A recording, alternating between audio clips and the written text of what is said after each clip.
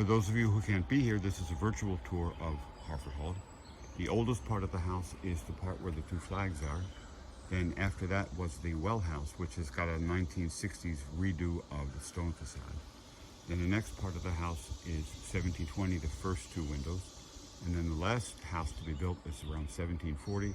And the upper floor there, those three windows have been completely restored to the 9/9 originals. The porch was probably added sometime around 1860.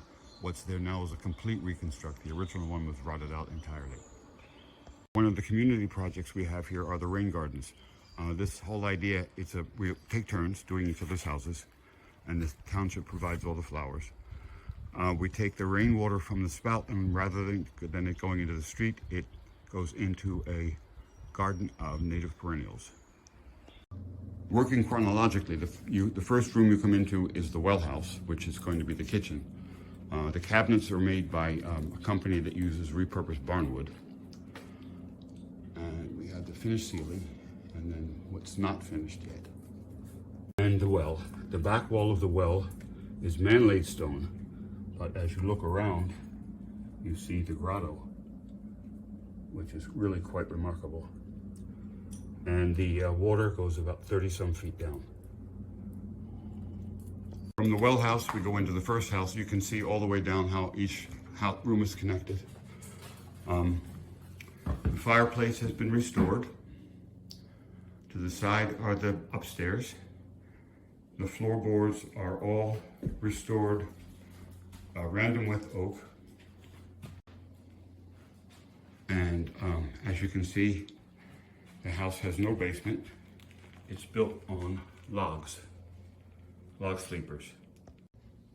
Then going up the stairs, we have the second floor, this time pine random width.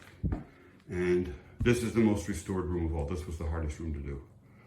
This was a mess. And the beams, and as you can see, the beams still have the bark on them.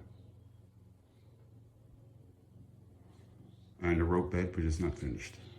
The third floor, the attic floor, the stairs are ladder stairs. And in the beams, you can see the mortise and tenon and peg, how they're done. The light colored wood was added now because of new code violations, code restrictions, I should say. Now we're back into the house. This is 1720 edition. As you can see, the woodwork now, the mills are operating, so the woodwork now is very finely done, and a much more sophisticated fireplace.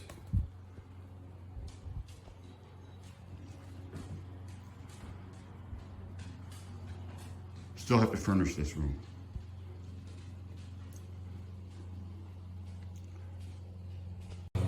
The front porch, which has been completely rebuilt.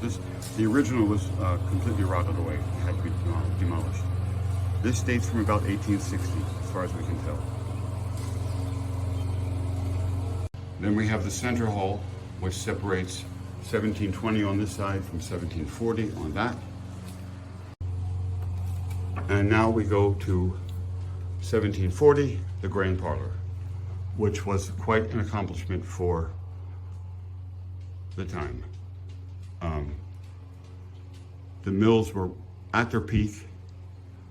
Jonathan Miller, who owned the Buck Tavern, as well as this farm, as well as the mills, was quite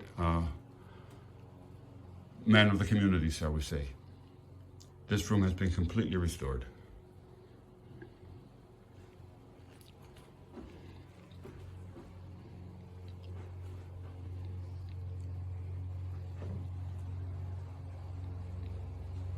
And then we go outside.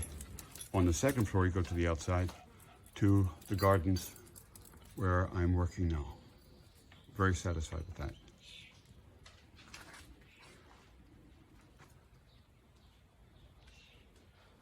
Got a lot more to do. So that's it from Harford Hall on 4th of July. Hope you enjoyed your holiday. And I hope you someday get the chance to visit in person. Thanks.